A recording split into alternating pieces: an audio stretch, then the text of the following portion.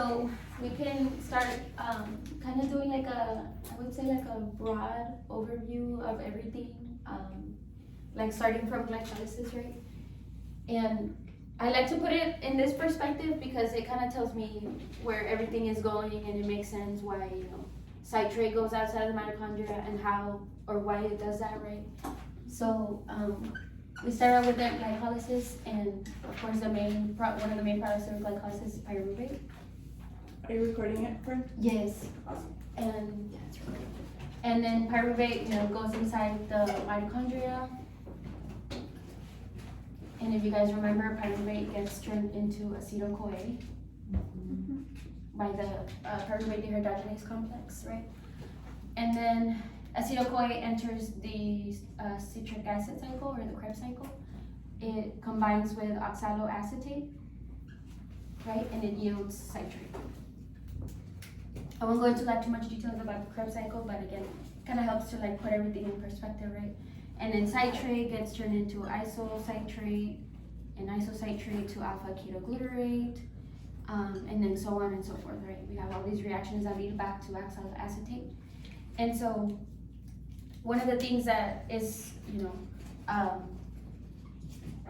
that is kind of like an inhibitor of the Krebs cycle is ATP, right? And it makes sense because once you've already have a lot of energy, then once you have a lot of energy, that kind of tells you like, okay, that's enough, right? Let's stop making ATP through the Krebs cycle. And so this ATP basically inhibits this reaction here from isocitrate to alpha ketoglutarate. So when that happens, then citrate is not being able to get converted to isocitrate, right? So the concentration of citrate builds up in the cell.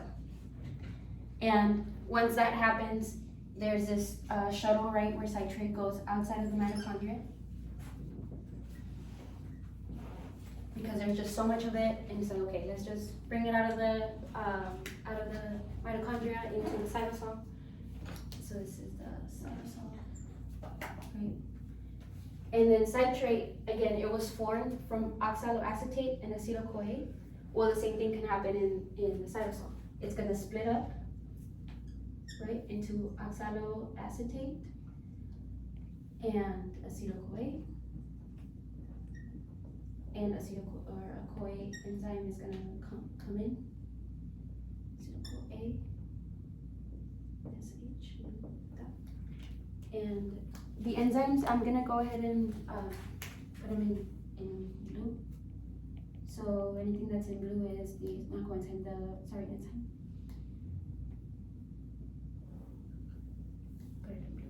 Okay. So citrate lyase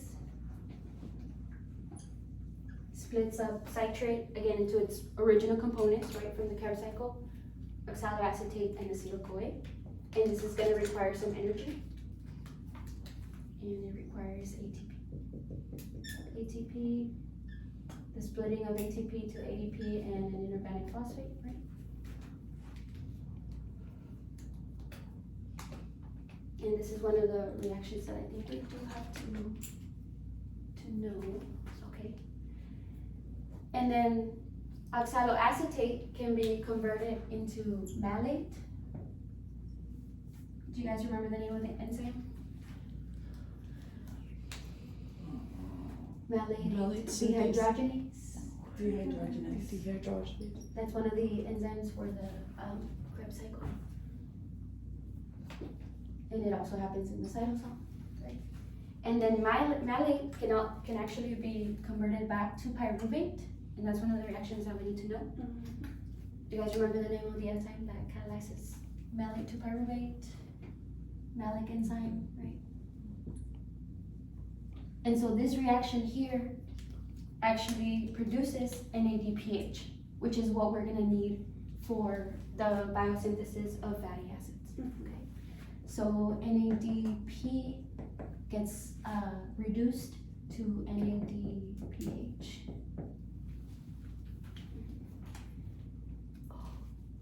Okay. So it's kind of like an overview of like, he might just start out with like, okay, citrate, but it's like, okay, where does citrate come from, right? Or what's the relevance in it? And so I hope that this kind of puts into perspective like how or what we can do with it, right? Once it's built up. And there's plenty of energy. It's like, what does the cell do with that energy? And of course, we know that that's fatty acid synthesis, right? And so acetyl-CoA then gets turned into malonyl-CoA. And so basically acetyl-CoA, if you guys remember, is a 2-carbon enzyme, right? And malonyl-CoA is 3-carbon. So we're gonna use carbon dioxide or the soluble form of it, which is bicarb, right? You might see it like this. So we're gonna use that, and I think this reaction also requires ATP, if I'm not mistaken. But I'll look into that. I think it does require ATP. But this is it should, yeah. Because this is actually the rate limiting reaction of fatty acid synthesis. So rate limiting reaction of fatty acid synthesis. Okay, you guys with me so far? Mm-hmm. Do you guys have any questions? What is that one that's right there below the malic dehydrogenase? The O. On top, next to What's cytosol. the O up, up. On the first, like going everywhere up. CoA? Okay. Oh, oxaloacetate? Yeah. Oh. I knew that. You guys know where oxaloacetate comes from, right? The Krebs cycle? That's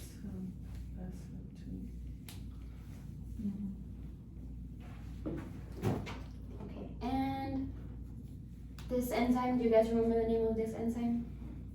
Acetyl-CoA turning into malonyl-CoA? Is it dehydrogenase?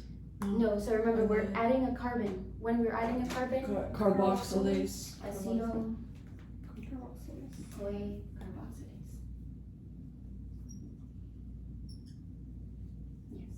Yes. It makes sense to look at it, like to think about it that way, like what's happening with the reactions, right? For example, citrate being split, that's a lyase, right?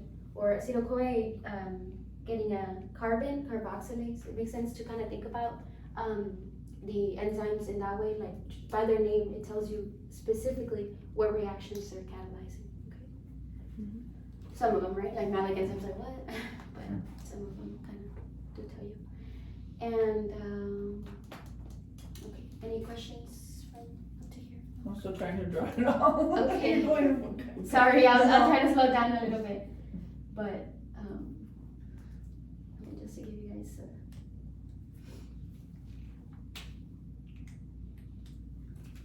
And then we have a little bit of the regulation of it, right? And I think if you understand the broad regulation, it'll help you. If you have acetyl-CoA, and we know that that gets turned into malonyl-CoA, right? And then we have the long chain fatty acids that get turned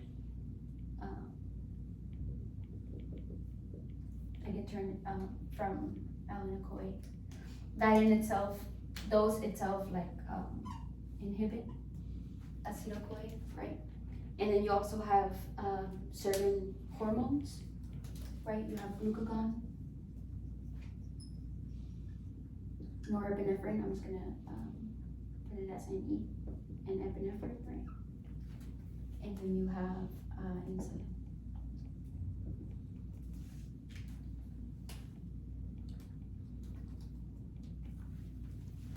So if you guys remember also, this means inhibit, right? And the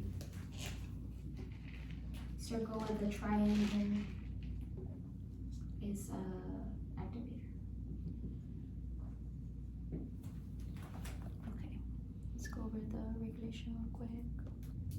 So then for the first one, the rate limiting reaction of the fatty acid synthesis is acetyl-CoA. Acetyl-CoA turning into Malonyl Yes. cover? and this is the enzyme. Okay. This is the The first one, Mhm. okay. Yeah, because if you think about it, I think it does require ATP, and when that happens, when you need ATP, well, you're dealing with like a lot of energy, especially how we measure that sort of energy is by the delta G, or Gibbs free energy, right? Mm-hmm. If it has a high negative delta G value, it's kind of one of those that is like, this is the committed, like we're committed, we've spent so much energy doing this, we're gonna go through Go it, through the right? process. Exactly. Okay. So this is the one reaction you for sure need to Sé quién casar.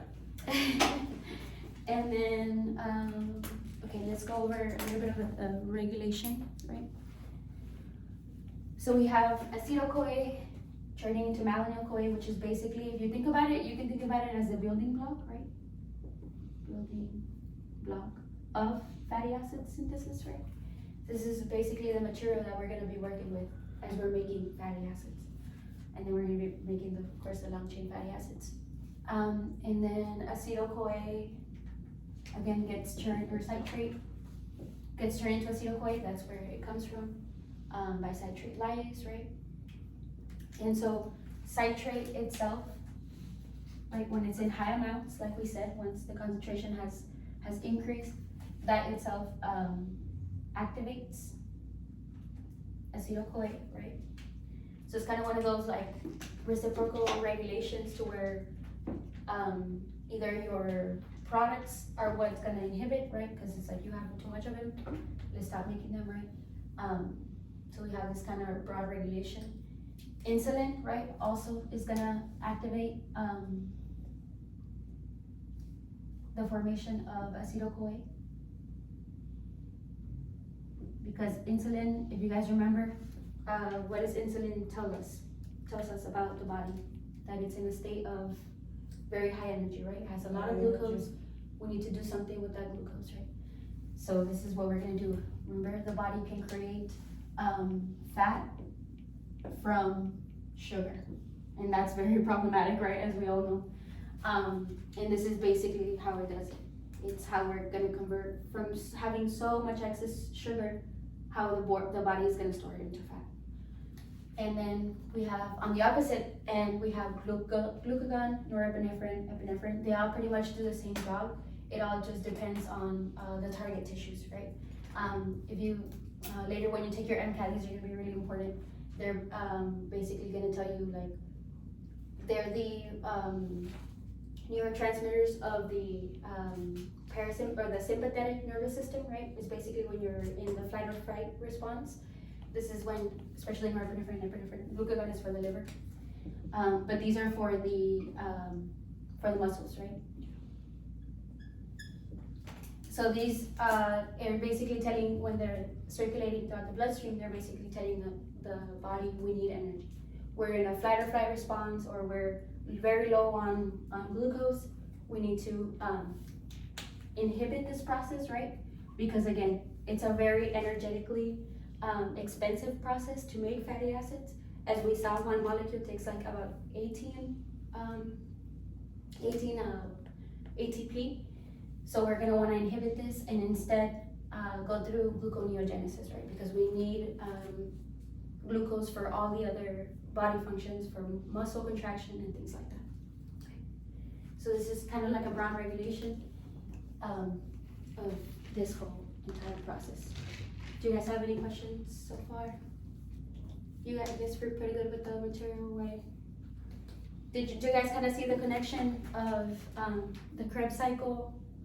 Yes. Yeah. I feel like you're really bringing it to life. Thank you.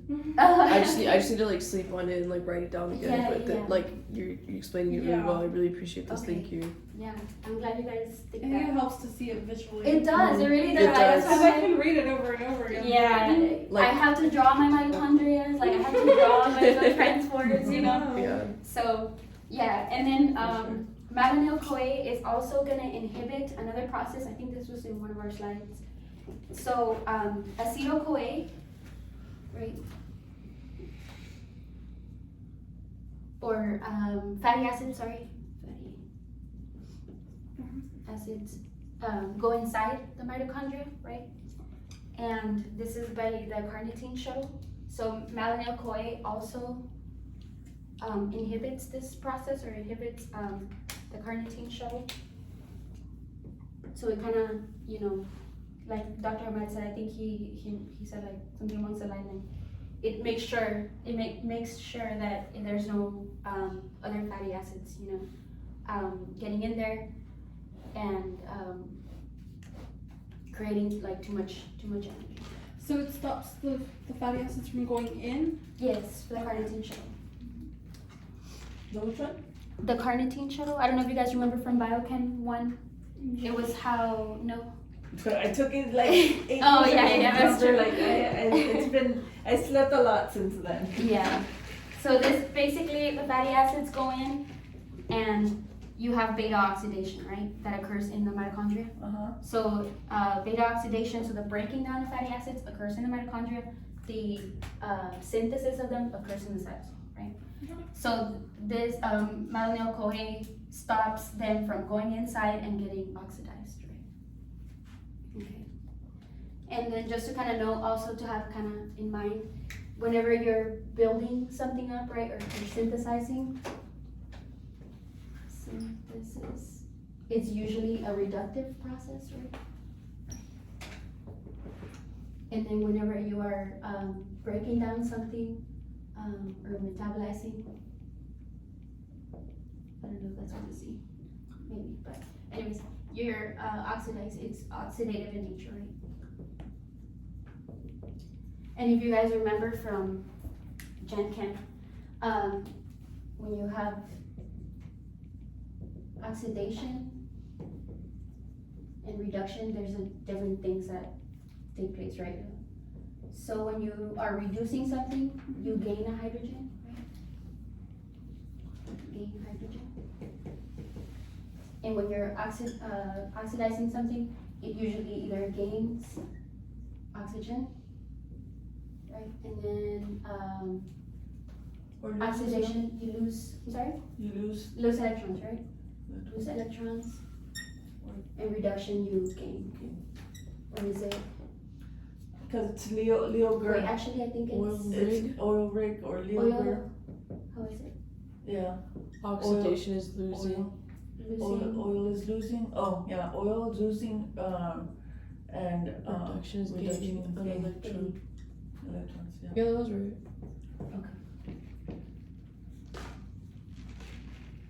And of course, oxidation, you're losing a hydrogen, right?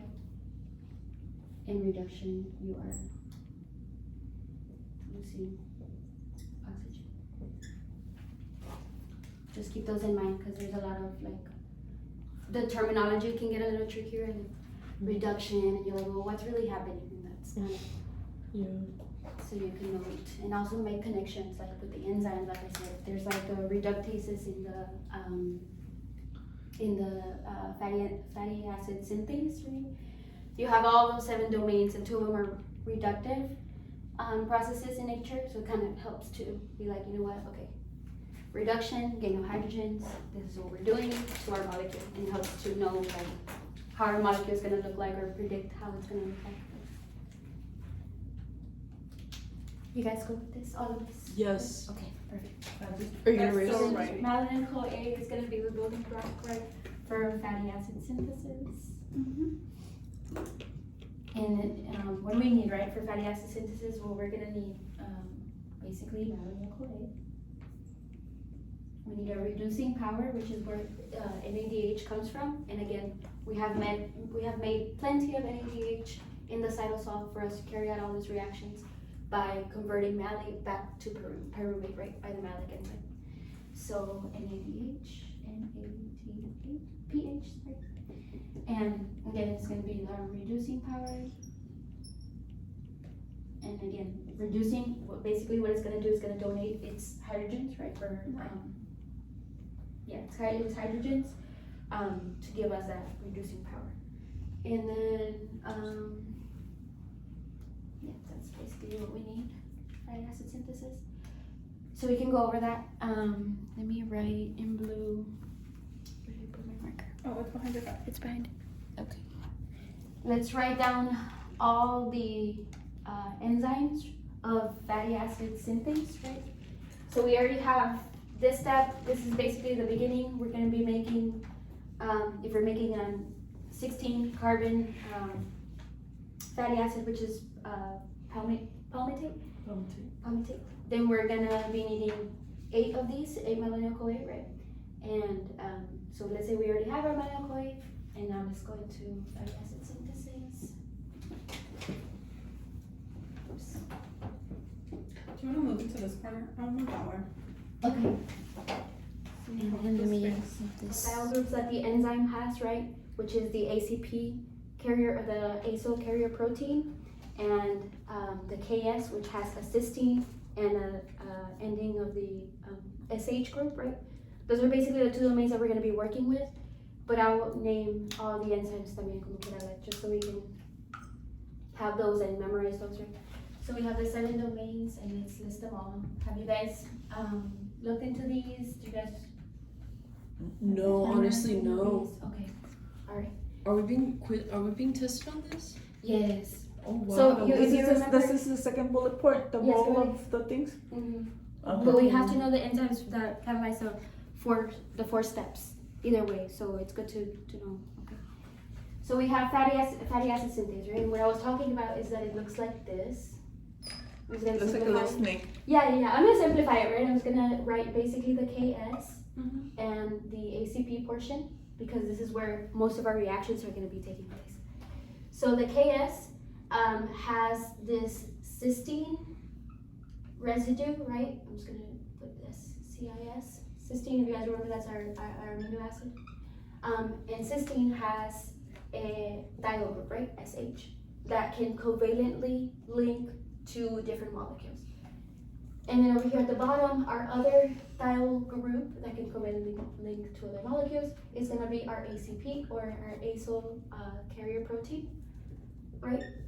So this is how our enzyme looks like. I'm just going to kind of simplify like that, but I'll go through all the other enzymes that catalyze the different reactions that happen within the enzyme.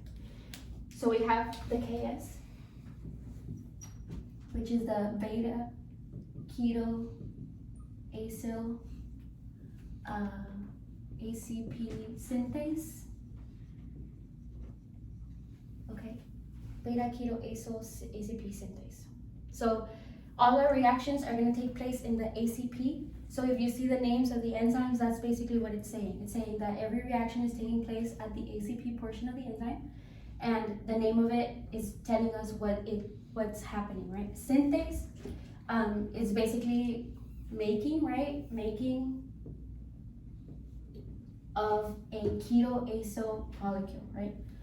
So if you think about the enzymes in that sense, like their names, what they mean, what they're doing, I think it'll be so much easier for you instead of just like memorizing, okay, beta keto-acyl, okay, but what does it mean, right?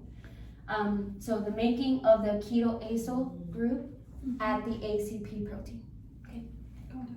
That will make sense until you're like, it will help you memorize what all these enzymes are and what they're doing and stuff, right? So then we have the ACP domain, which is the acyl carrier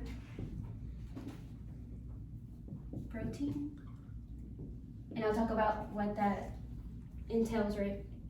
How we're going to be loading our molecules, our starting molecule, which is acetyl-CoA and malonyl-CoA, how we're going to be loading those into the protein in all the steps that take place with that.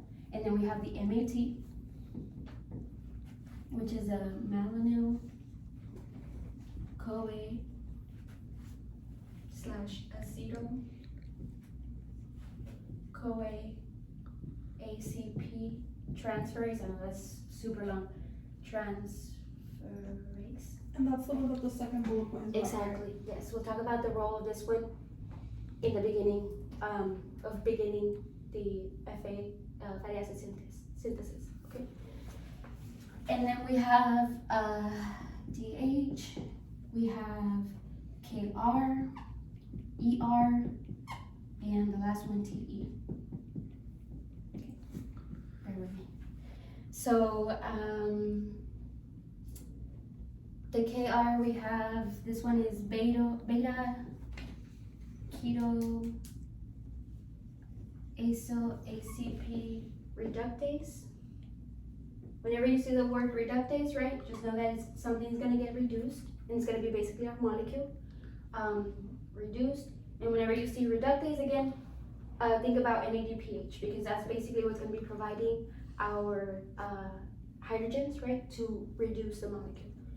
Again, and NADH is gonna be what's oxidized, and what's being reduced is gonna be our molecule, our ketoacyl that we're gonna be working with. Just make sure I got that name right. Yep, ketoacyl ACP reductase. Okay. And then we have enoyl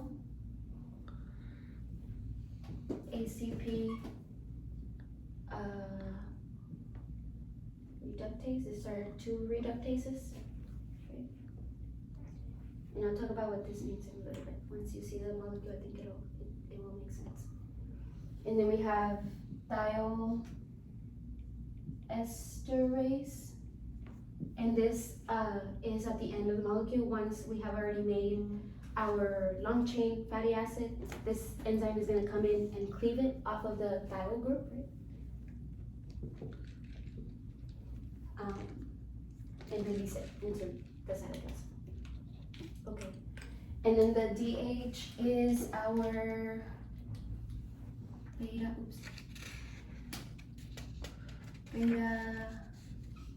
hydroxy acyl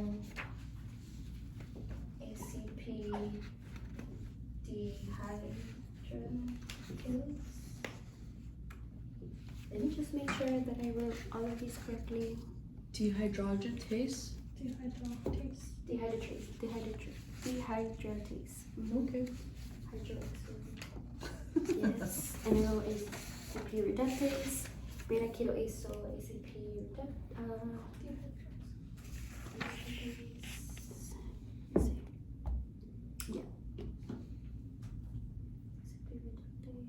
just making sure I have all of these correctly.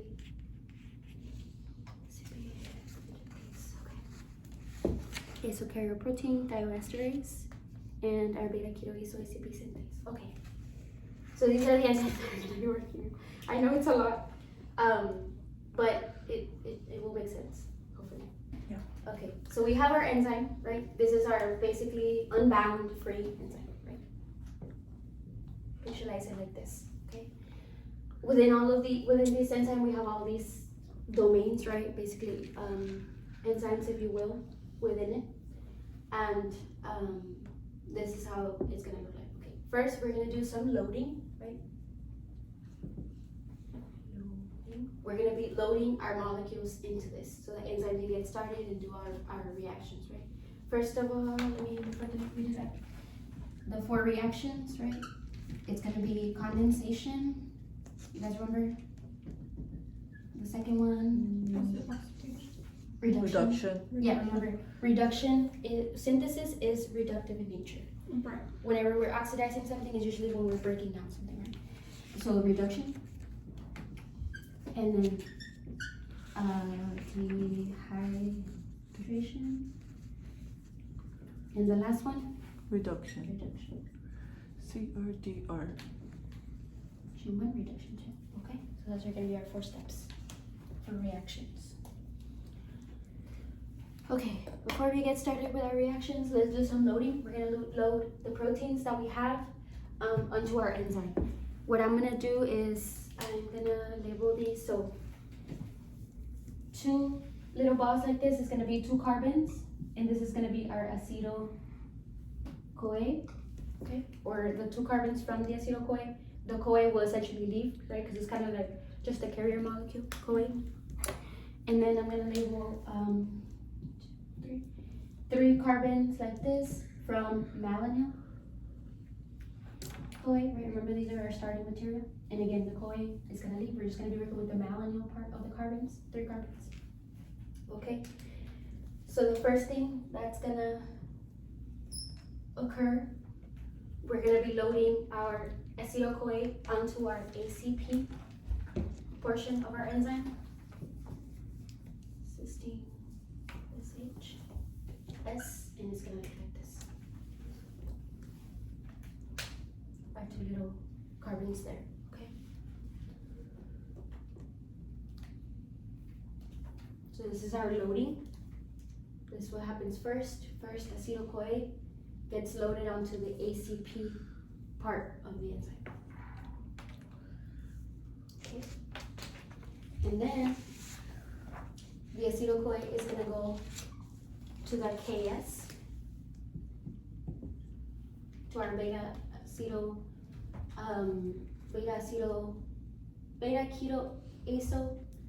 ACP synthase.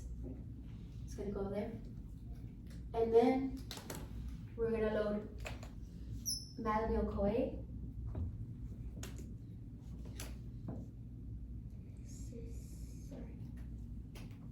Cysteine.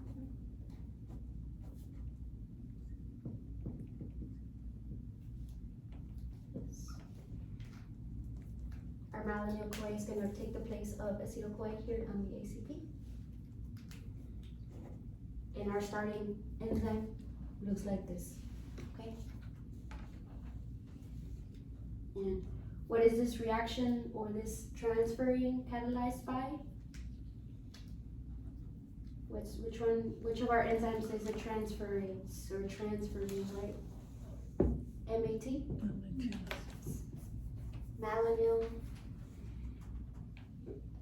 Malonyl-CoA / acetyl-CoA ACP transferase. Okay? So this is the enzyme that's going to be doing this. Now we start with our first reaction. And I think I'll start all the reactions over here so that we could have enough space. Step number 1. What was our step number 1? Condensation.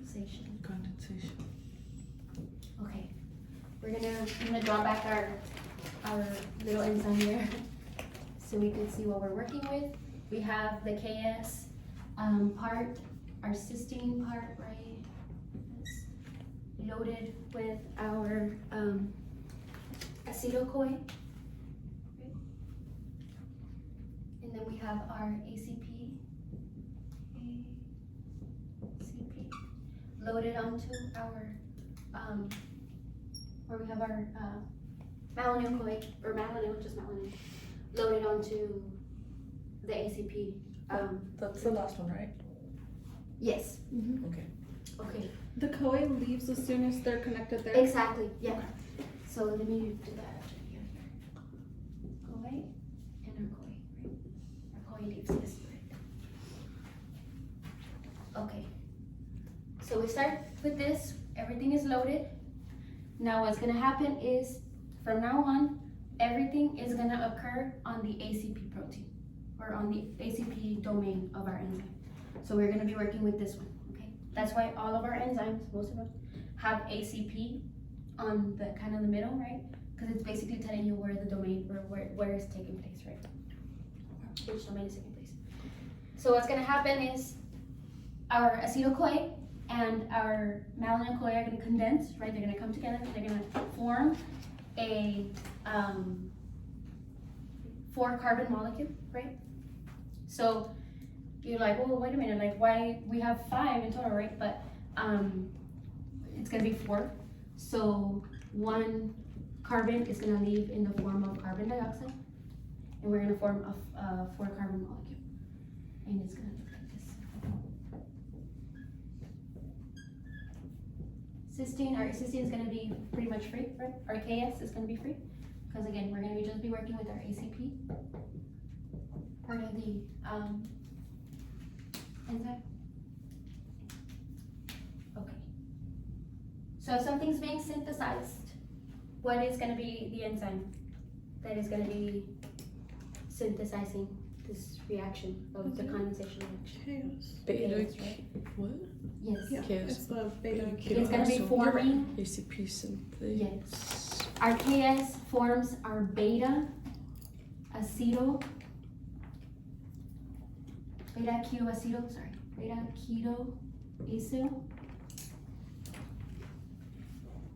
ACP synthase.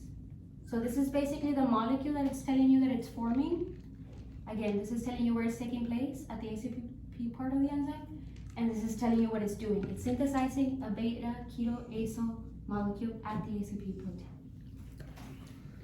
Okay, and our molecule looks like this. You have S, C, O, C, H2, C, O, CH3. So this is our alpha carbon, this is our beta carbon, right? So this is our beta keto acyl protein, or our molecule, not protein, sorry. Beta keto. And that's acyl. the one that's over here, right? The 4 Yes. carbon? Actually, I think the name is, do I have the name correctly? It's actually, sorry. It's actually beta keto butyl. Remember, you guys remember nomenclature from organic butyl is 4, right? Yeah. We have, what is it? Methane, ethane, butyl, right?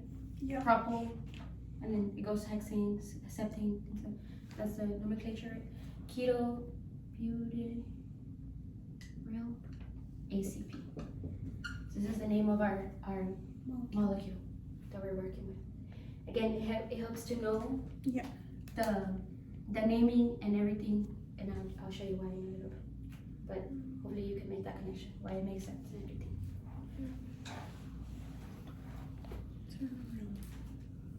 And there was carbons. Sorry, I have the carbons backwards. This is our beta. No, I was right. Okay, this is our beta and this is our alpha. I had them backwards, right? Yeah, you had them Yeah. before. You had them alpha beta. I did.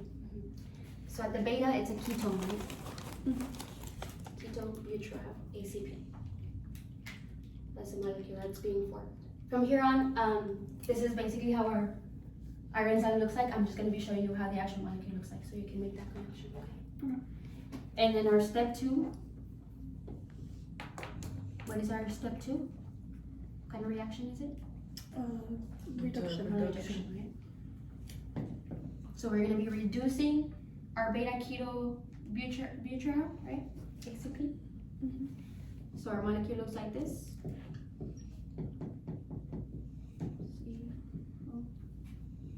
CH3. And then remember, when we're reducing something, where is our reduction coming from? Where are our hydrogens coming from? You guys remember? Which ones are our reducing power? It's gonna give us our reducing power. NADPH. NADPH is basically dumping its hydrogens onto this molecule, right? And we're going to be oxidizing NADPH to NADP. And we're going to be reducing our beta keto butyl ACP molecule. And it's going to look like this.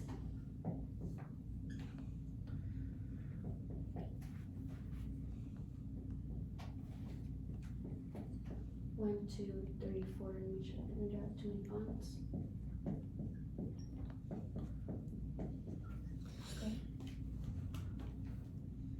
1, 2, yeah. So what happened here? We basically have a hydroxyl, right, group now onto our molecule. So our molecule is now beta hydroxy. Hydroxy Butyryl. butyryl. Would it stay the same? Yes. It's still a 4 carbon, right? Hydroxy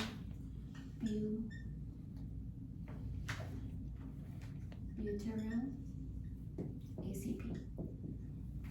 Okay.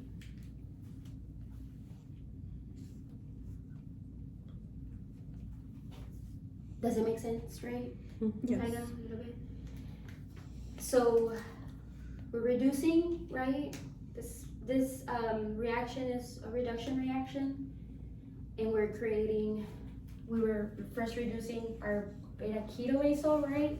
So what's going to be the enzyme that catalyzes this reaction, knowing what happens to this reaction? Knowing what happens in this reaction.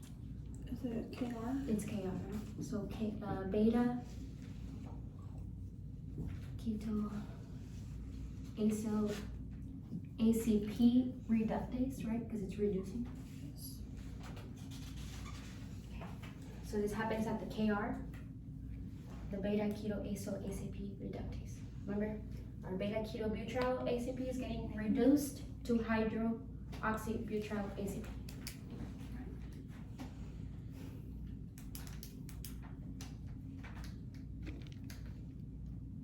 So far, good. Yeah. Now let's go on to our run out of space again. Let's go into our step 3. Would it be okay if I write down here? You guys would. I can see. Yeah. Okay. Just make sure that. Also, I just took a picture of that side, so if you want to erase that, that's fine. Yeah. Let me go back there then. So step 3. What is step 3, guys? Hydration. Dehydration. Dehydration, sorry. Dehydration. Right. I'm gonna bring back our molecule that we have, which is our beta hydroxy butyryl. I'm probably chopping these up really bad. ACP, right? We have our S group, our beta carbon that got hydrolyzed. Oops. We still have our ketone here. We have our methyl. Oops. CH3. Oh, there's one carbon. CH2. Okay.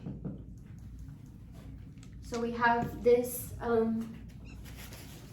molecule now, and we're gonna dehydrate it. When we're doing that, we're basically taking a water molecule, right? Right. So like how would that look like, right? Basically, we're getting our hydrogen, our hydroxide here.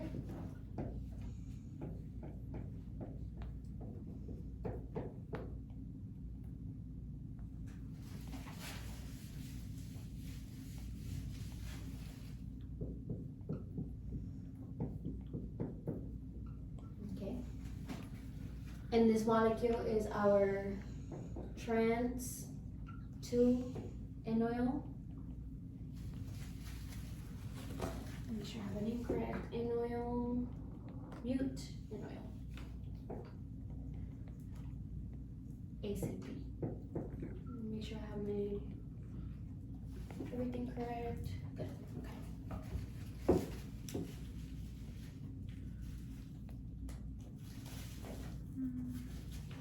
Transbutanol.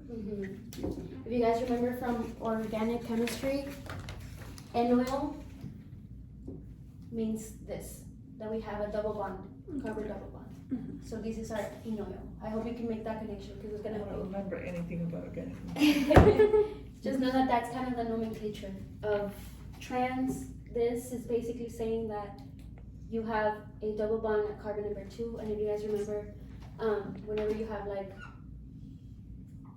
unsaturated molecules, right? This will be a cis, right? Because they're on the same side. And then if you have something like the double bond being like trans, right? Out of kind of like the plane, like not aligned with the other, Right. right? Something amongst those lines. Wait, that's this. Oh, never mind. Because the bonds on the bottom. What's I don't see the difference between those two molecules. So I think it deals with the like how they're placed like in the plane whenever you see them. How they're coming out at you in the plane. Like I don't even know how to explain it, but I know what you mean. Like, is that Yeah. like with the dashes and the wedges? Is that what you mean? yeah. Or So am I this is thinking basically something else? this is basically CH2. This is kind of what it's representing, right? The dashes and the wedges, I think those are actually Newman projections. Yeah. Yeah, I Yeah. think those might be a little different, but yeah. Something else. Yeah. But this is the same, trans is opposite. Yeah, that's just basically kind of what I wanted to represent. I don't know the entire like chemistry of it. I just remember some things from it, and what I do like is just to basically make connections. And I think even Dr. Matt said like this is enoil, okay, this is enoil, a double bond, right? Trans. I just put that together. Try to put that together. I may not know this. Make some connection. Exactly. Yeah. Well, if you're trans, you like. Yeah, I mean that too. I mean, That's I'm kind of happy like, with it. sorry, but that's kind of how I remember it. Alright. So real. So what's the enzyme that's catalyzing this reaction, this dehydration reaction, right? We have our DH, yes. Our beta, hydroxy, acyl, ACP, dehydratase, dehydratase, right? Yeah. Because again, we are dehydrating our hydroxy acyl molecule, right? We're dehydrating it at the ACP pyruvate molecule. Got it. At the acyl protein.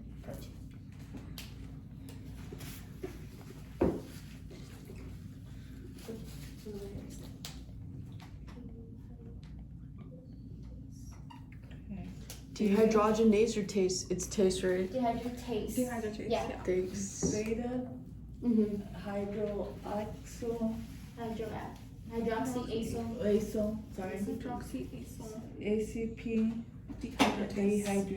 Dehydratase. dehydratase. Yes. If you guys want to check the slides just to make sure I have the name correctly. I trust you. I also trust you. Just to make sure. And I have the book here if you want to see it. Yes, girl, you have all the. But I don't like that the book just puts KS and all that, right? Puts the like shortness of it. Yeah. And it has the Did y'all pay for the book? I bought it. I don't found like it reading. online. Like, bought it new? Huh? You bought it new? How much I bought was it it? new, but it was $100 from the AB. Oh, that's not bad. But that's why I don't like reading from the I started reading it with my phone, and then each time it would go off, it would have to go all the way to the beginning. So like on my laptop, I'm like, nah. I like Yeah, rather reading beta on the actual book. hydroxy acyl ACP hydratase. Yeah. Okay. Okay, use it. Thank you. You the T-shirt. Okay. You guys good so far? Yes. It makes sense. So now we're gonna reduce. Yes, our last reduction. Yes. So step 4.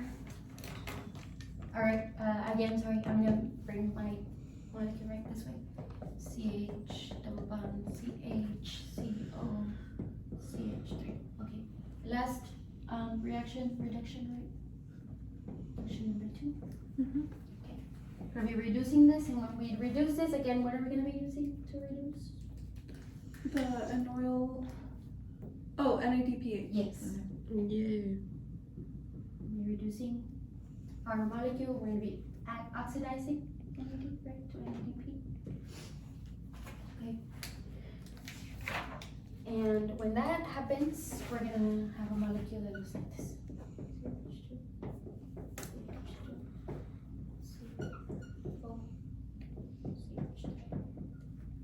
So yeah, we've created what we wanted, right? Which is basically this long carbon chain, right? Right now, of course, we only have four molecules, but eventually this will grow up to 16.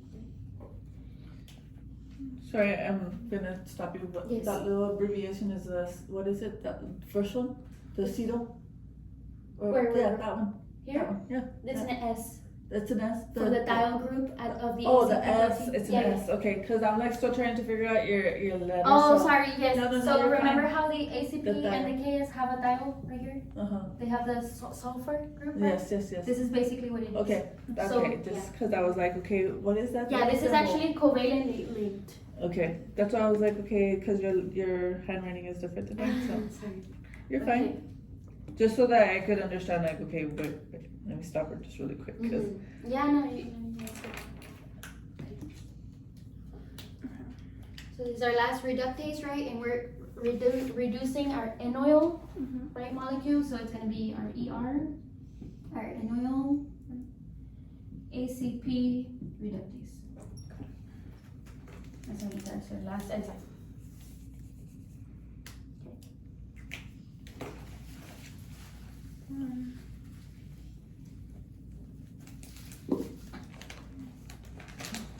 Okay, and then, not part of the reaction, right, but we kind of, just in case he throws it out there, the TE, which is the thiol esterase, just what it sounds like, thiol, right, at the SH group, esterase, remember ACE is when you're breaking apart something. Right. We're breaking that thiol bond, covalent bond here, and we're going to be releasing, once we have gone through 7 rounds of this, we're going to be releasing our palmitate fatty acid, right? So this is exactly what it does. Our TE releases acetate, 16 carbon fatty acid from our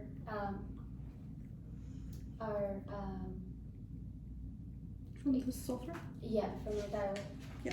Well, before that, actually, I should have probably put that first. So we were at the ACP, right?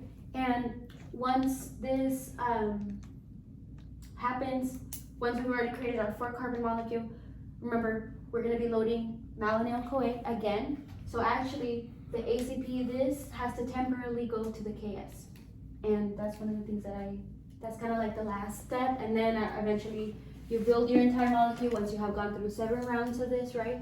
And then your TE works. So let me go ahead. So right there at the end, Mm-hmm. once that ER makes the N oil Mm-hmm. or reduces the N oil, that whole particle goes to the cis. Exactly. That's what you're saying. Yes.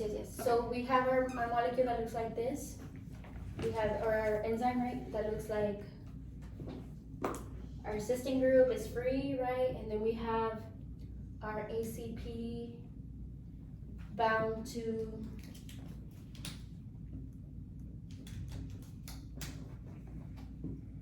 we have our enzyme that looks like this. And basically this is this right here, right? Right. And we're just kind of condensing it. And what's gonna happen is we need to be able to reload more malonyl-CoA right into it. And we know that malonyl-CoA attaches at the ACP group. So we need to be able to move this and kind of free it up. So this is gonna move over here to the KS. So the enzyme that catalyzes this transferring, right?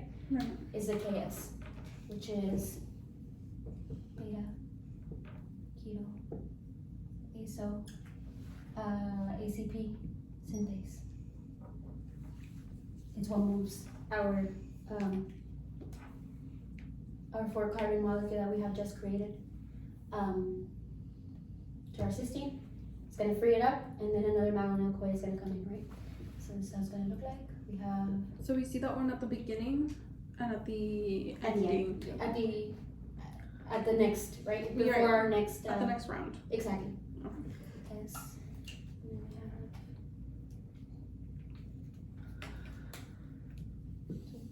have oops, too many. And then we have our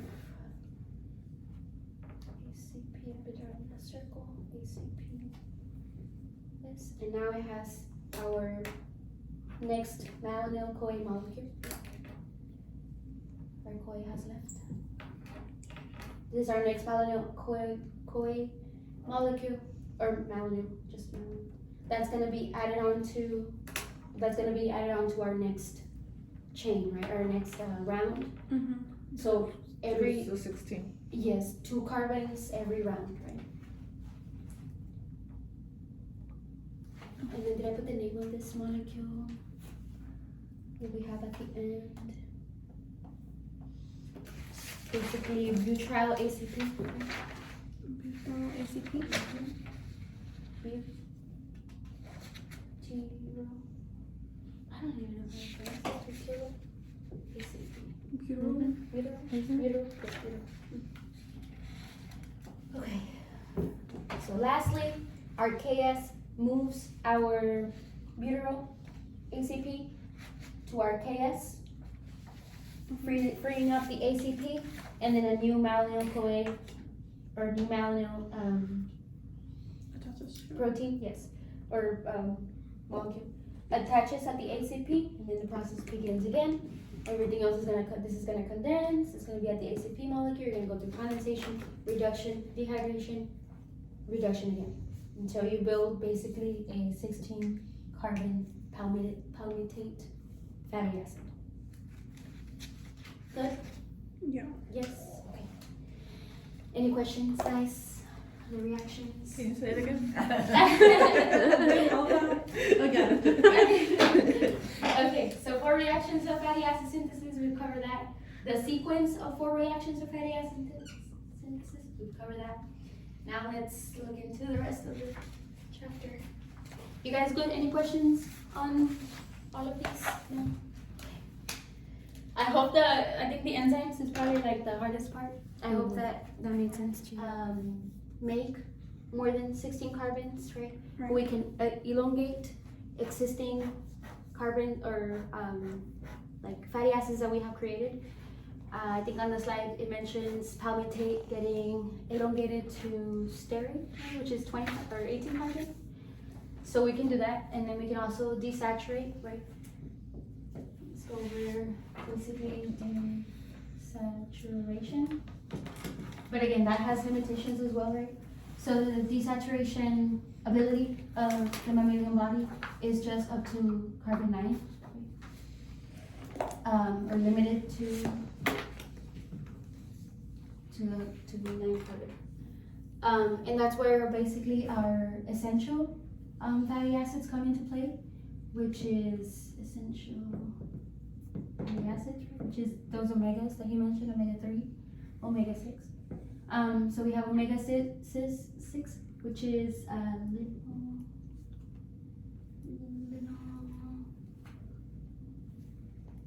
linoleate. I always get confused with linoleate and Linoleate. yeah. And then we have alpha. I'm not sure I have these names correctly. Linoleate and linolenate. Right. Okay. So our linoleate is basically our 18 carbon, and it has 2. Remember that the naming of it. This is basically the number of carbons, the number of double bonds,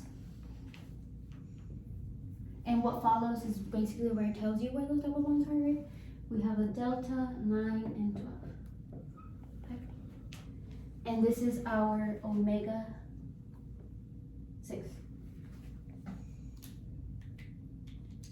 Then we have alpha linolenate, which is, I believe, 4.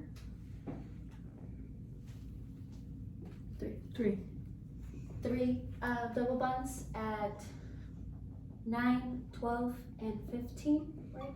And this is our omega-3. But we're going to be primarily working with linoleate, which is our omega-6, and we're going to be using this as a precursor to create what's called arachidonic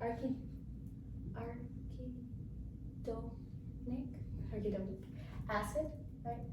Which arachidonic acid can make 3 different things that are essential or helpful to our body, which is prostaglandins, thromboxanes, and the last one was prostaglandins and leukotrienes. Prostaglandin? Yes, prostaglandins. That's right. Arachidonic acid, is that what that says? Arachidonic, yes. ARCHIDONIC. Arachidonic acid. Thanks. Which is a 20 carbon, by the way.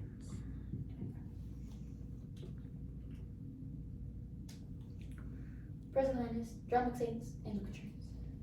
And NSAIDs. Basically, we're going to be seeing how NSAIDs inhibit the making of all of these, right? And as you know, NSAIDs are your aspirin, ibuprofen, naproxen. So basically, from linoleate, we're going to be making arachidonic acid. So we have to elongate it, right? And we have to make certain changes to the double bonds that we have. And we'll briefly look at that sort of, I think in general, I think he might have said that just in general.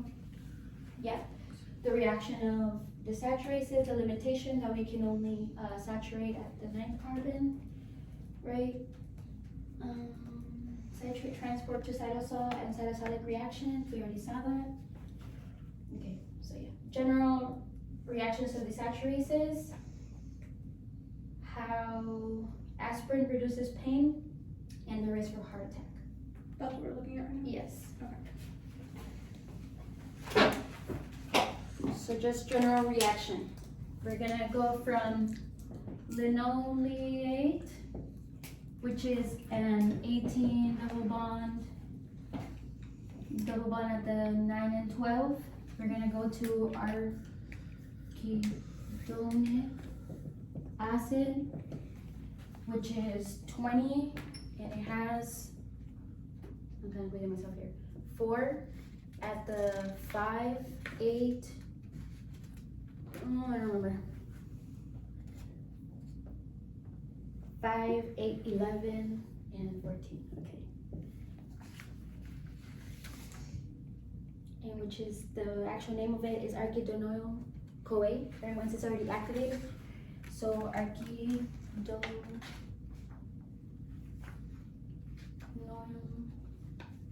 Okay. So we're gonna make this to this.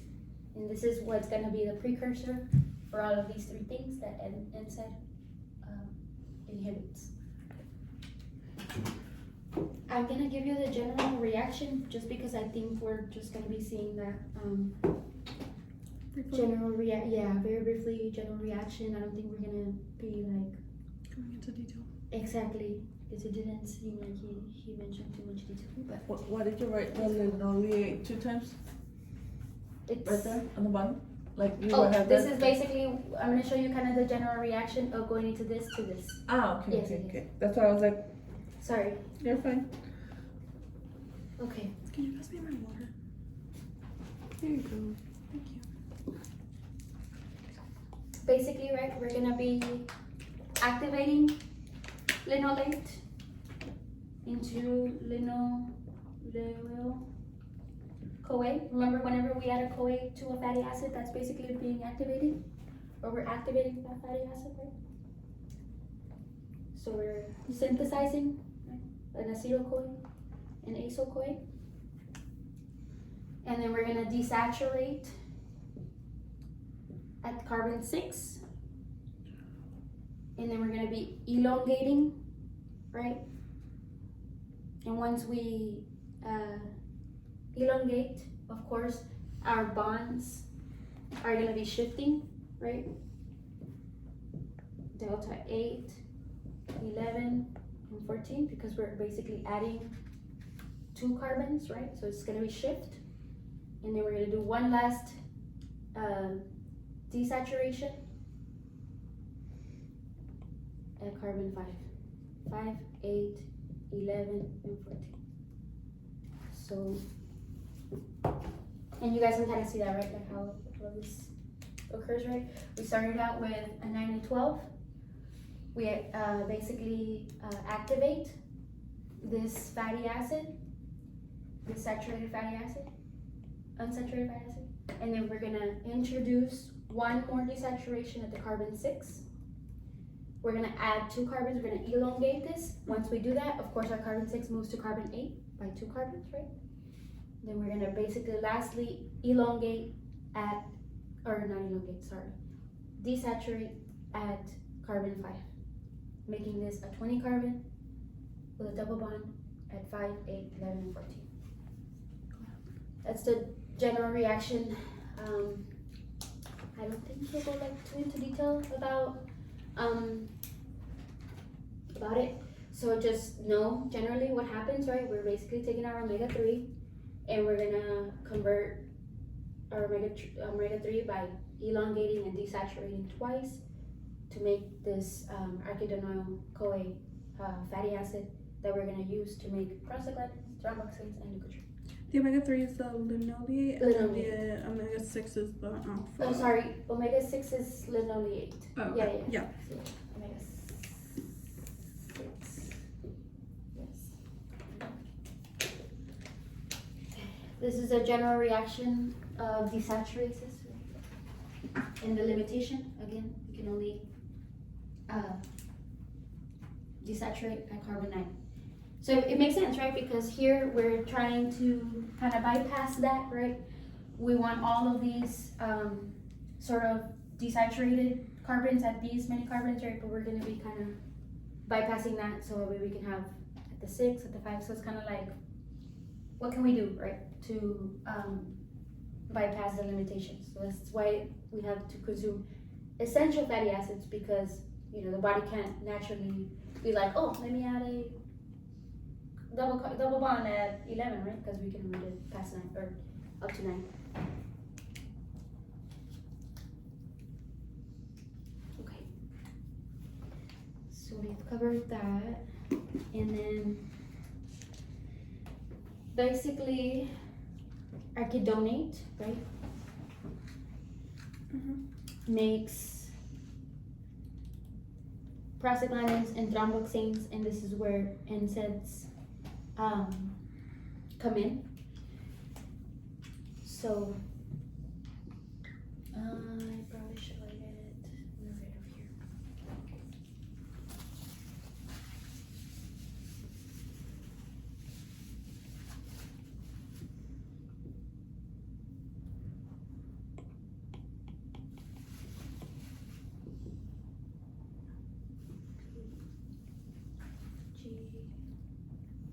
G2 and PGH2.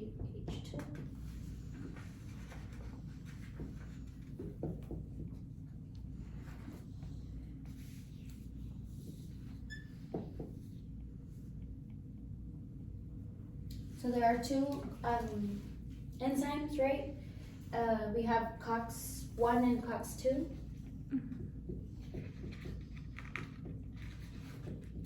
COX-1 is responsible for producing arachidonic acid that secretes mucus in the lining of, what's it? The stomach. The stomach, right? Of the, secretes lining or gastric lining. Mucus in the gastric lining in the stomach, right? And COX-2 creates prostaglandins that moderate pain, inflammation, And fever. and fever.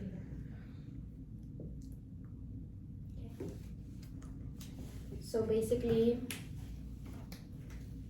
and for you to know,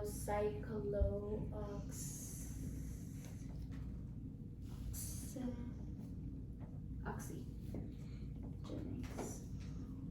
That's the name, the entire name of the enzyme, but it's abbreviated to COX-1 or 2. So COX has 2 different activities, right? It has a oxygenase activity and it has a peroxidase activity.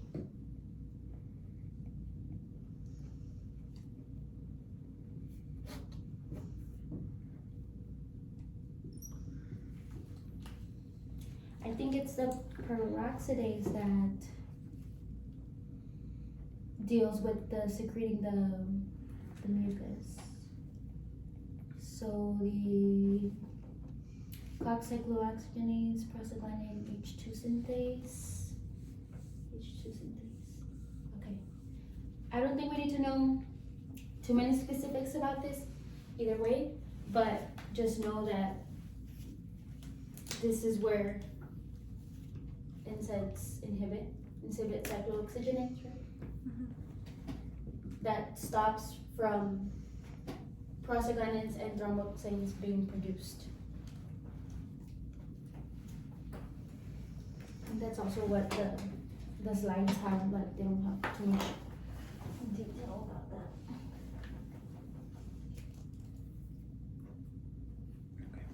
Okay. And then the last thing to know is that aspirin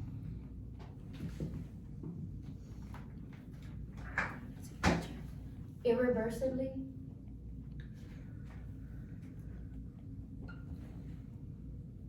binds to the the serine residue of cyclooxygenase, right? It acetylates the hydroxyl group. I think that was one of the homeworks. If you guys have done the homework, that was one of the homework questions. For this chapter, no, I haven't done it yet. Okay, so basically, so basically, COX has the enzyme has a serine. If you guys remember, serine was one of our amino acids. Mm-hmm. It has, if you guys remember, it has an OH group, right? So what COX does, what NSAIDs do, in particular aspirin, it binds to that, and it's an irreversible process. That was one of our homework questions. So if you go through that one, just know that it's an irreversibly binding, and it acetylates the OH group of the serine residue of COX. Got it. That's how basically it blocks it, right?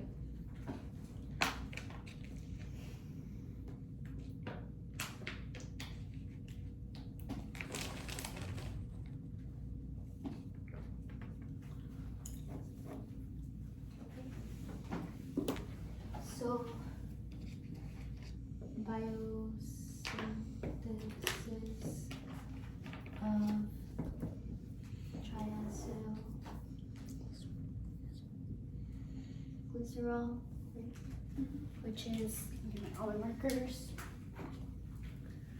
which is our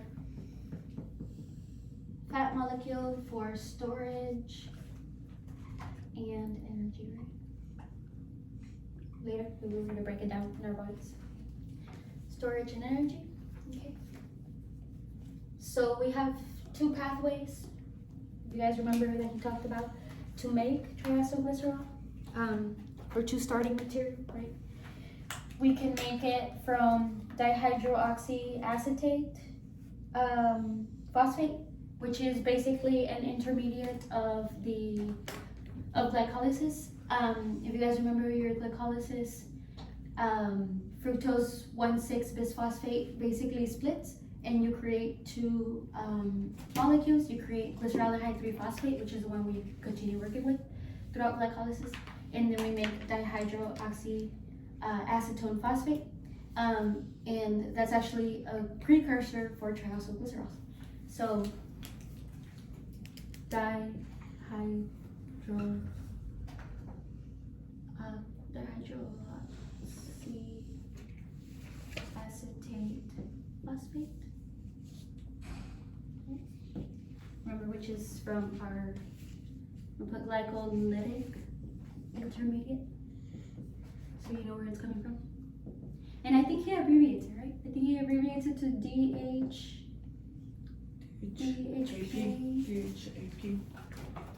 DHAP. Is it that one?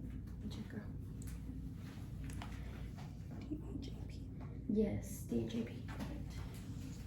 I think he will take the abbreviation. He said, right? Mm-hmm. Okay. Dihydroxyacetate phosphate, acetone. Sorry, not acetate, acetone. Acid. Yeah, sorry about that. Dihydroxyacetone phosphate. Okay. So that molecule looks like this: CH2OH,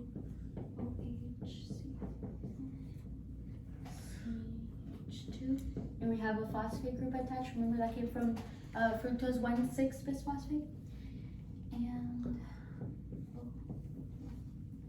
okay, this is our dihydroxyacetone phosphate molecule. Right? And if you look at it, it kind of does look like glycerol, right? Which is a 3-carbon little backbone thing, and it has the OH groups, right?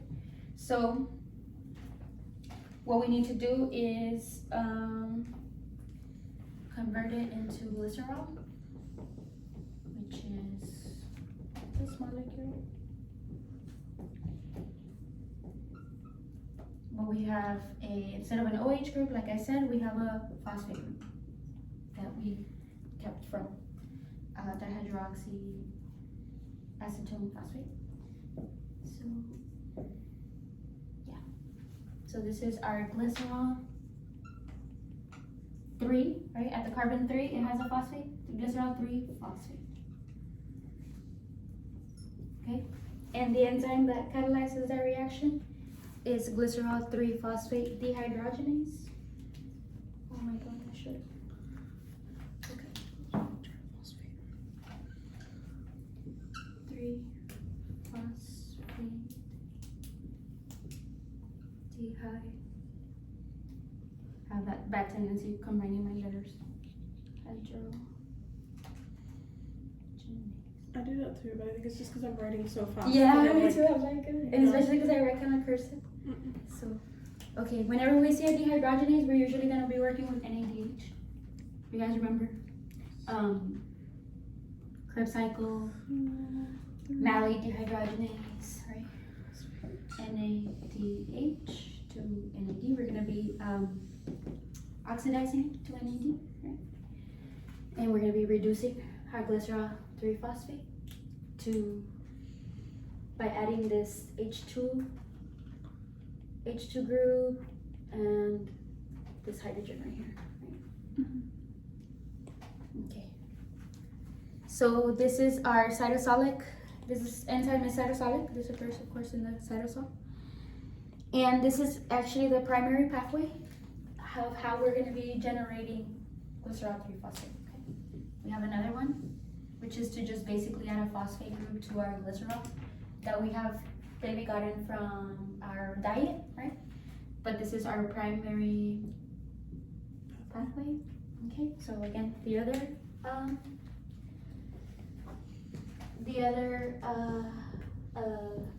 pathway that I mentioned, we have our glycerol molecule, and we're just going to be adding a phosphate. If we just add a phosphate, what enzyme catalyzes the reaction of adding a phosphate? You guys remember? Huh? Is it phospholipids? Phosphatate removes our phosphate. So Glycerol kinase. Yeah, kinase. I'm all cheating. You're good. So glycerol kinase, okay? Kinase. Yes, kinase. Remember we have hexokinase from glycolysis. That's our phosphate group to our glucose 6-phosphate group. Hexokinase, we have different other kinases, right?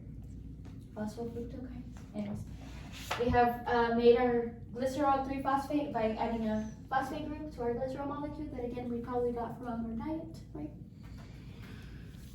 Okay. And actually this requires ATP, of course, right? Because where else are we gonna get our phosphate from? So ATP.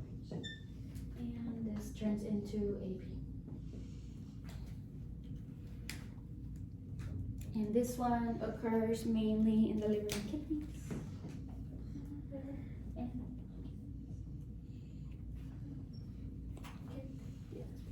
And this is our cytosolic NAD dependent enzyme, right? Just a few things to note. Okay. So phosphatidic acid are precursor for triacylglycerol and phospholipids. So let's go over that. We have our glycerol 3-phosphate, right? I think Christina's coming. Christina? Oh, perfect. We have our glycerol 3-phosphate molecule, right? And we need to add some fatty acids to it, right? If we're gonna make triacylglycerol, which is glycerol with basically 3 fatty acids, we're gonna be putting fatty acids into that. And if we're gonna be making phospholipids, that still has 2 fatty acids, so we need to add our 2 fatty acids to our glycerol molecule, right?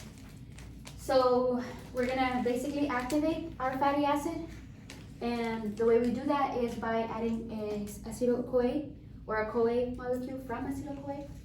So we have our, I'm just gonna denote this as R. Again, an R group can be like a long chain fatty acid, can be 14 fatty acid, can be 16, whatever. So we have our fatty acid, and we're gonna be activating it to fatty acid CoA. We're gonna be adding a CoA here. I think this also takes energy. Yeah. we have ATP getting converted to AMP and PPI, right? Basically, this is basically saying that ATP, which is adenosine triphosphate, has 3 phosphate groups. We're going to be separating 2 inorganic phosphates and creating an AMP molecule. And that's like, not to go into many details of it, but that just has like certain implications about how much energy is released, right, when we do this process. But we're basically coupling that energy to drive our reactions. That's kind of like basic biochem stuff. So we have our activated fatty acid, right? And now once we have our activated fatty acid, then we can add it to our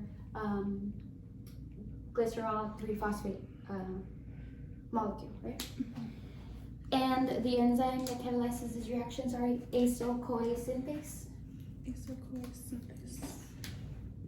Acyl, remember acyl refers to this, probably this long chain of hydrocarbon, right? Acyl-CoA synthase, and we're synthesizing our acyl, and it has our, of course, our CoA molecule, because that's what it means when it's activated. And we're going to be adding this to our glycerol 3-phosphate molecule. And for the sake of simplicity, I am gonna just do 2 molecules of this, but basically just know that there's 2 different reactions, that 2 fatty acids that have to be activated, and then the 2 fatty acids that we're gonna be adding to our glycerol 3-phosphate molecule, okay? So, CH2OCO this is basically our first fatty acid, right? Fatty acid 1.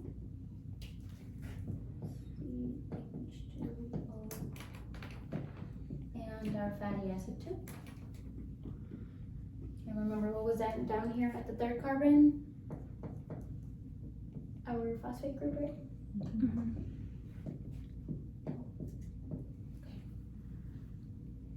And this is our phosphatidic acid, or diacylglycerol 3-phosphate. Diacyl, right? Because we have 2 fatty acid groups, 2 acyl groups, and we have a phosphate group.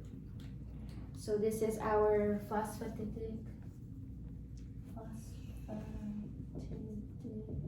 acid, also known as diacylglycerol 3-phosphate. There are 2 separate names, right? It's phosphatidic acid or di. Yeah, I'm gonna put it in parentheses so you can diacylglycerol. I'm sure he'll take either one if he's like, oh, what is the precursor for phospholipids or triacylglycerol? This is it. So again, precursor. What are we gonna make with this? The fat molecule, right? Triacylglycerol. Right. We're also going to be making some phospholipids that are going to be incorporated into our membranes. This one. Phospholipids. So let's look at those reactions now. Is it part of our? Yeah, I think it should be part of our. How triacylglycerol is made from phosphatidic acid. How phosphatidic acid gets made. So we've just covered that. And then now let's look at triacylglycerol. Where was it? So let's take our phosphatidic acid molecule, which is going to be our precursor. We have CH2OCOR1. We have CH2OCO2, and then we have our phosphate group, right? Okay. Did I miss? 4 ones. Okay. Is that a phosphorus or what is that? Yeah, it's a phosphate group. Okay, thank you. So, again, this is phosphatidic acid or diacylglycerol. Diacylglycerol 3-phosphate. I'm just gonna put phosphatidic acid. Yeah. Okay. So this is knowing that it's diacyl, right? It has 2 fatty acids what do we need to do to convert it into triacylglycerol? Add another fatty acid, right? And then there's two ways, right? There's two things that we can create from this again. Triacylglycerol, phospholipids. For phospholipids, all we need to do is add a head group, right? Mm-hmm. And our main head groups that we're going to be concerned with is going to be serine, which is an amino acid. Give me another one. What was the other one? Ethanolamine. Ethylamine? No. Here it is. Ethanolamine. Yeah, you're right there.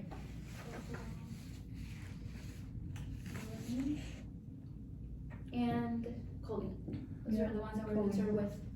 I think you had put it in there. Yeah. Okay. So all we need to do is add a head group, right? And we have our phospholipid. And we'll look into that because I think he wants us to know how phospholipids are made in the bacteria, prokaryotic, right? So our phospholipid is gonna look like that. We're gonna have our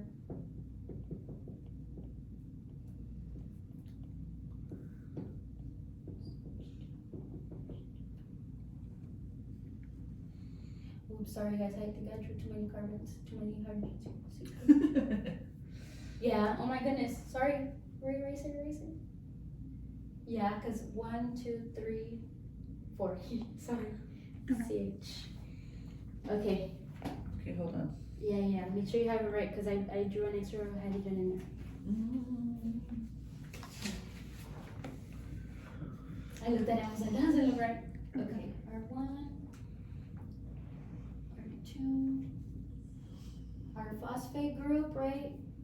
And attached is gonna be our Head group? head group. And now we have to add another fatty acid, right? So we're gonna take an activated fatty acid. We've already done pretty much this reaction, right? We've activated it. We're gonna add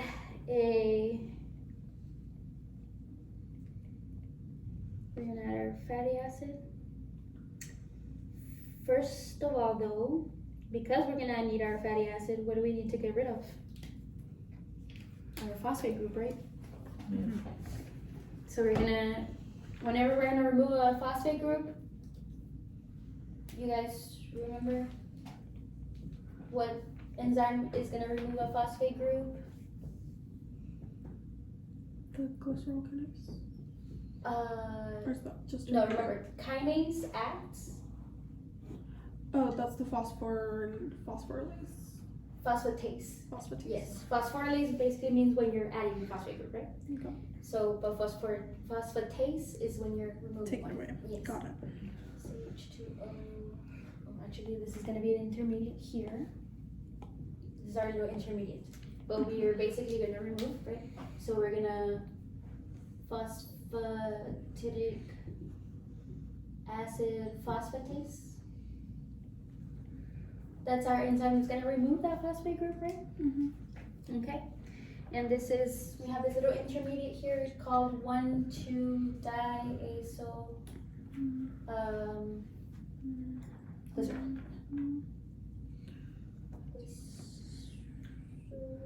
Okay. This is our little intermediate. This is how it's gonna look like, right? And then eventually we're gonna add our fatty acid. We have our little fatty acid, our activated fatty acid. We have our 3-COO-S-CoA, right? This is our activated fatty acid. So our activated fatty acid is gonna be transferred onto our 1,2-diacylglycerol molecule. So CoA is gonna leave. CoA is gonna leave. And we're gonna end up with triacylglycerol. Yeah. Triacylglycerol. So yeah, CH2, CH2O, R, C, OR3. here, COR2, OCR1, right?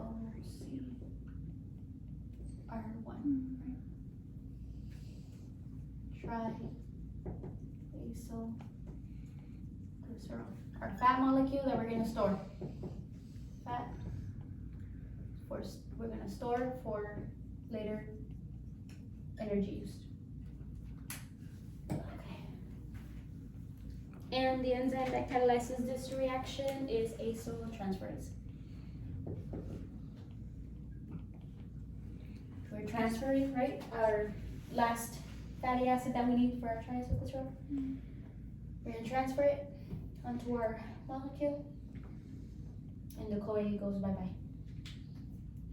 That's how I'm answering the quiz. Exactly like I think questions are gonna be like, for instance. So there's this specific molecule called CDP, right?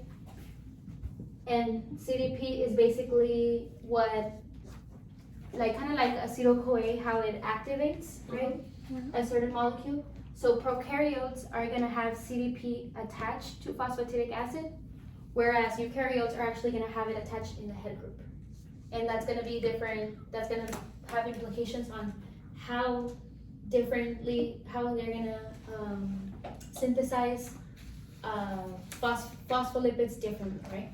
Because we're working with either a phosphatidic acid that has been activated or just the head group, right?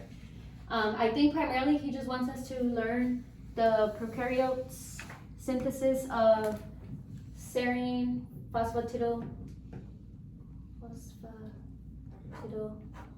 serine, choline, and ethanolamine, right? So we'll go over those, but just know that there's two different strategies. And I think there was a question on the homework like this too, that it was like, which one cannot be created, right? And it was basically that you have two CDP molecules, phosphatidic acid and a CDP head group, and that can't happen, right? Because it's either one that has to be activated. So know that. And if he happens to kind of show us how that looks like, right? Or if he happens to be like, okay, there's this reaction, just know kind of how it looks like. And it looks, or in the book, or in the slides, you have your basically phosphatidic acid, right? CH2, O, C, R1. I'm just running this out over again. R2, and then we have our phosphate group, right? And our CDP molecule is going to have another phosphate group. And our cytidine molecule attached to it. Cytidine, yeah. Oops. Cytidine, right? And so the same thing, right? This is basically your activated phosphatidic acid in prokaryotes. This is how it's going to look like. Whereas if you were to have in eukaryotes, right, which is going to be just the head group activated head group, then you'll see that here. You'll see the two phosphate groups, right? And then you'll see your cytidine molecule. And that's the one in the slides. You'll see it.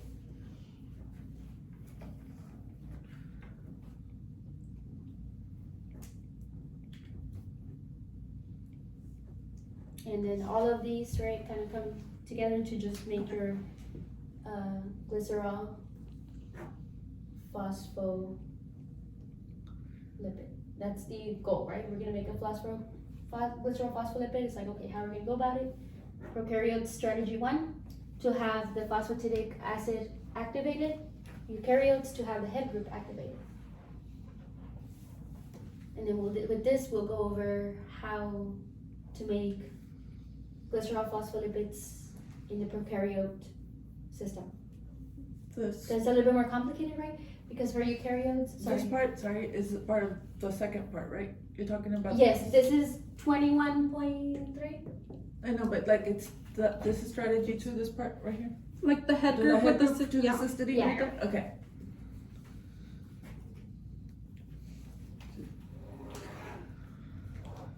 and we want to make, they both have the, they both have the end goal of making glycerol phospholipid, right? For eukaryotes, to make them, it's kind of simple. They're just like reversible reactions between the head groups, like exchanges. If you want to make a choline instead of a serine, they just exchange head groups, right? So it's pretty simple, but prokaryotes have a little bit of more complicated system of doing that. So we'll go over that one, which is a bullet point. Basically, from serine, for prokaryotes over here, from serine, we're gonna make ethanolamine. Sorry if I'm like chopping that name up. Are you comfortable there? Do you want to sit over here? I'm okay here. And from ethanolamine, we're gonna make choline in prokaryotes. I'll show you guys how that looks like. So basically, what happens is serine is gonna get decarboxylated to ethanolamine, and then ethanolamine undergoes a methylation, where the amide group gets basically 3 methyl groups, right? CH3. We'll see that, how that looks like. I think he wants us to do those 3.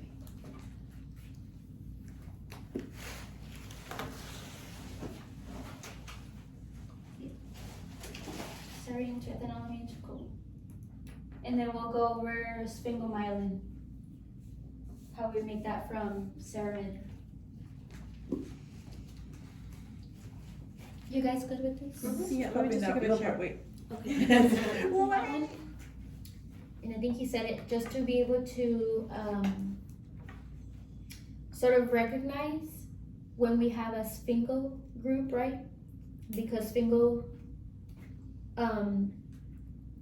ceramides or whatever, they contain a nitrogen group. If you take a look at this, it's all phosphate. Yes, it has an nitrogen group, but it's in choline. But sphingosine has the nitrogen group kind of like within the molecule, not at the end kind of thing. So I think I'll just go over the reaction where you create ceramide, which is a precursor for both glycolipids and sphingolipids. And then we're pretty much done because that's the last bullet point. So I think that last reaction kind of just takes memorizing. Like, just, I don't know, memorizing. Oh, let me take a. Oh, yes. So we created. This process is this is prokaryotic Yes. and eukaryotic. Is this the formation of the bilayer?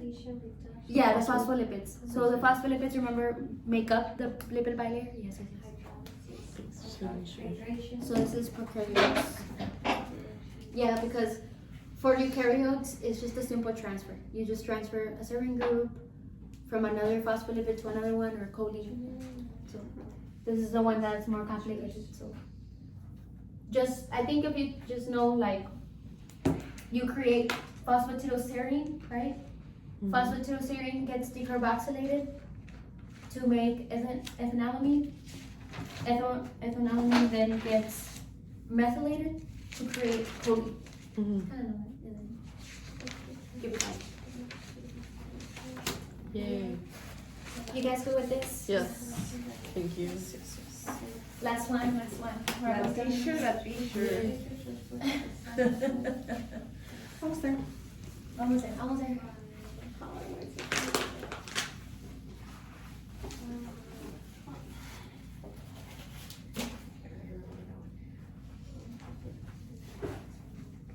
Y'all know that sound, that's the TikTok sound that goes, girl dinner.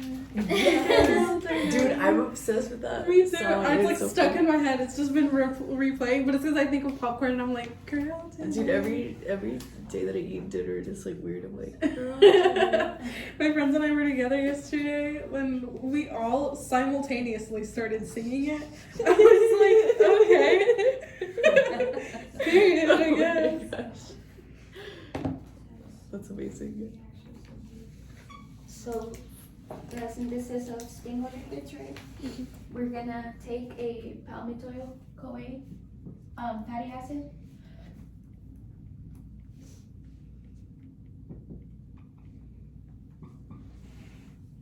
Remember palmitoyl is palmitic acid or palmitate, the one we created during fatty acid synthesis, right?